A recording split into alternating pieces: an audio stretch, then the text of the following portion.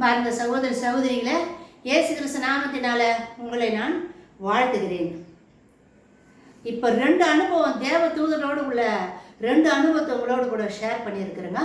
3வது அனுபவத்தை தேவ தூதர்களோடு கூட தேவ தூதர்கள் எப்படி மனித உருவத்தில் நம்ம மத்தியில் இடர்படுறாங்க அப்படின்றத என் வாழ்க்கையில் நடந்த உண்மை நிகழ்ச்சியை உங்களோடு கூட நான் ஷேர் பண்ணிக்கிறேங்க.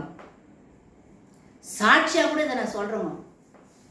ஸோ நான் 2013வது வருஷம் 2013வது வருஷம் அப்போ எங்கள் வீட்டுக்காரு எங்கள் கூட இல்லைங்க. ஒரு 5 மாதம் எங்களை விட்டு பிரிஞ்சவர் போயிட்டாருங்க. 5 மாதம் கழித்து வீட்டுக்கு வந்து சேர்றாரு. நானும் எங்கள் பையன் பெரியவன் மட்டும் இருக்கிறோம். எங்கள் பையன் சென்னைக்கு வேலைக்கு போயிட்டு வந்துன்னு வேலை செய்கிறாங்க. ட்ரெயினில் காட்பாடியில் ட்ரெயின் ஏறி சென்னைக்கு போவான், நைட்டுக்கு வந்துடுவான். ஸோ அவனுக்கு காலையில் 3 மணிக்கெல்லாம் நான் எழுந்து சாப்பாடு செஞ்சு காலையில் டிஃபனு மதியம் சாப்பாடெல்லாம் செஞ்சு கொடுத்து அனுப்புவோங்க. இப்படி இருக்கும்பொழுது கொஞ்சம் கஷ்டமான சூழ்நிலை தாங்க, ரொம்ப கடினமான சூழ்நிலையில் தான் நாங்கள் அந்த நேரத்தில் வாழ்ந்துட்டு வரோங்க. அப்படி இருக்கும்போது ஒரு நாள் சரி நம்ம போய் அடுத்த நாள் சமையலுக்கு என்ன பண்ணுறது, நம்ம போய் காயெல்லாம் வாங்கிட்டு வரலாம் அப்படின்னு சொல்லிட்டு, இப்போ நான் இருக்கிறேன் இந்த இடத்துலேருந்து வாடகையில் இருக்கிறேன். இந்த இடத்துலேருந்து நான் போய் காய் கடைக்கு போய் காய் வாங்கி வரலான்னு போனோங்க. என்கிட்ட கொஞ்சம் காசு தான் இருக்குது, நிறைய கிடையாதுங்க.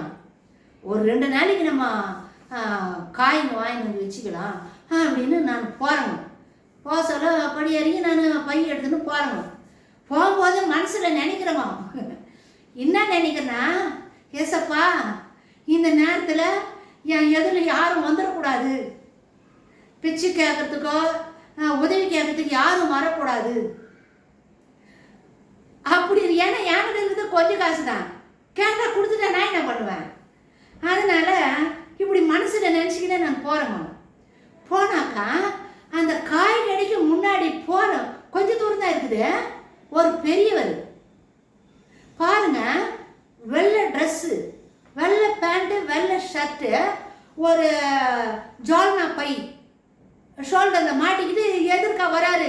ஐயோ இவர் எதிர்க்கா வராரு, இவர் ஏதாவது கேட்டு போகிறாரு, நம்ம கிட்ட கொஞ்சம் காசு தானே இருக்குதுன்னு நான் மனசில் நினச்சிக்கின்னு அவர் இப்படி எதிர்க்கா வராரு. இப்படி போகிறேன், கண்ணை இப்படி கீழே காந்துன்னு போயிட்டுங்க. அந்த இடத்துல காய் கடையில் கூட காய் வாங்கலை. பக்கத்தில் ஒரு 2 கடை தள்ளி ஒரு ஃபேன்சி ஸ்டோர் இருந்துச்சு. அந்த சகோதரிகிட்ட போய் அடிக்கடிக்கு நான் பேசுறதுங்க, சத்தியத்தை போய் சொல்லுவேன். சரி இவர் கடந்து போயிட்டோம், இவர் போயிட்ட பிறகு நம்ம அதுக்கப்புறம் காய் வாங்கலாம் அப்படின்னு சொல்லிட்டு அந்த ஃபேன்சி ஸ்டோரில் போயிட்டு அங்கே உட்காந்து அந்த சகோதரிக்கிட்ட பேசினேன். நான் பேசி 10 நிமிஷத்துக்கு மேலே அங்கே உட்காந்துக்கிறேன். சரி இவர் போயிட்டு இருப்பார், வரமாட்டார் அப்படின்னு நினச்சிக்கினேன். நான் அந்த கடை விட்டு காய் கடையான வரேங்க. காய் கடையான வந்தாக்கா அந்த பெரிய திரும்ப என் எதிர்க்காவே வராரு. எனக்கு ரொம்ப பேஜாராயிடுச்சு. எதிர்க்கா வந்து என் முன்னாடி நின்று கேட்குறாருமா, காசு இருந்தா கொடுன்னு கேட்குறாரு. எனக்கு ரொம்ப பேஜாராயிடுச்சு. என்ன பண்ணுறது, நம்ம மனசில் வரக்கூடாதுன்னு நினச்சோம், ஆனால் வந்துட்டாங்களே. சரி இருக்கிறத கொடுத்துட்டேன். ஒரே ஒரு காய் மட்டும் வாங்கிக்கின்னு, ஒரு காய் வாங்குற ஒரே ஒரு 10 ரூபா தான் நான் எடுத்துக்கிட்டு மிச்சத்தை அவர்கிட்ட கொடுத்துட்டேன். அவர் போயிட்டார். 10 ரூபாய்க்கு காய் வாங்கிக்கின்னு வந்துட்டேங்க. ஸோ வந்த பிறகு தான் நான் யோசிக்கிறேன். ஸோ நம்ம மனசில் என்ன நினச்சிட்டு போகிறோமோ அது அப்படியே நடக்குதுங்க. ஸோ அந்த பெரியவர் வயசானவருங்க, ஒயிட் பேண்ட், ஒயிட் ஷர்ட்டு, ஜோல்னா மாட்டிக்கிற பேகு, ஜோல்னா பேக் ஒன்று மாட்டிக்கிறாரு. ஸோ வீட்டுக்கு வந்த பிறகு மனசு கொஞ்சம் சந்தோஷமாக தான் இருந்துச்சு. எனக்கு காசு கொடுத்துட்டுமேன்ற ஒரு கவலை எனக்கு இல்லை. நம்ம போக சொல்ல நம்ம என்ன நினச்சிட்டு போனோம், யாரும் வரக்கூடாது, வந்தால் நம்ம கையில் இருந்து கொடுத்துட்டு வரக்கூடாது ஏசப்பான்னு சொன்னோம். ஆனால் வந்துட்டாரு. ஸோ நம்மளுடைய நினைவுகள் எல்லாம் ஆண்டவர் அறிஞ்சிருக்கிறாருங்க. விசுவாசத்தை சோதிக்கிற நேரமாக கூட இருக்கும். நான் இந்த மாதிரியெல்லாம் பார்த்தா ஏசப்பா தான் வந்துட்டாரு, ஏசப்பா தான் மனித உருவத்தில் இப்படியெல்லாம் வந்திருப்பாருன்ற ஒரு எண்ணம் எப்பவுமே எனக்கு இருக்குங்க. எப்போ இந்த எண்ணம் எனக்குள்ள இருக்கும்.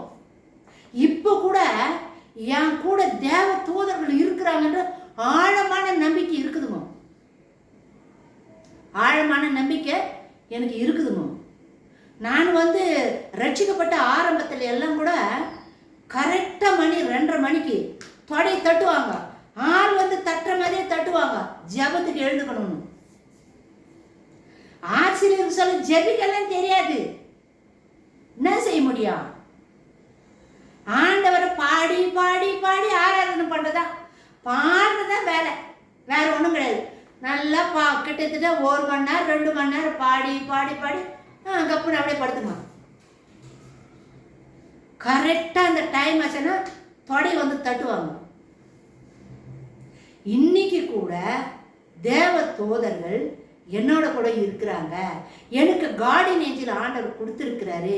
என்னை பாதுகாக்கிறதுக்கு பாதுகாவலராக தேவ தூதனை கொடுத்துருக்கிறாரு அப்படின்ற ஆழமான நம்பிக்கை எனக்கு இருக்குதுங்க. நான் தனிமையாக இருந்தால் கூட நான் தனிமையாக இல்லை, என்னோட கூட தேவ தூதர்கள் இருக்கிறாங்க அப்படின்னு ஆழமாக நான் விசுவாசிக்கிறேங்க.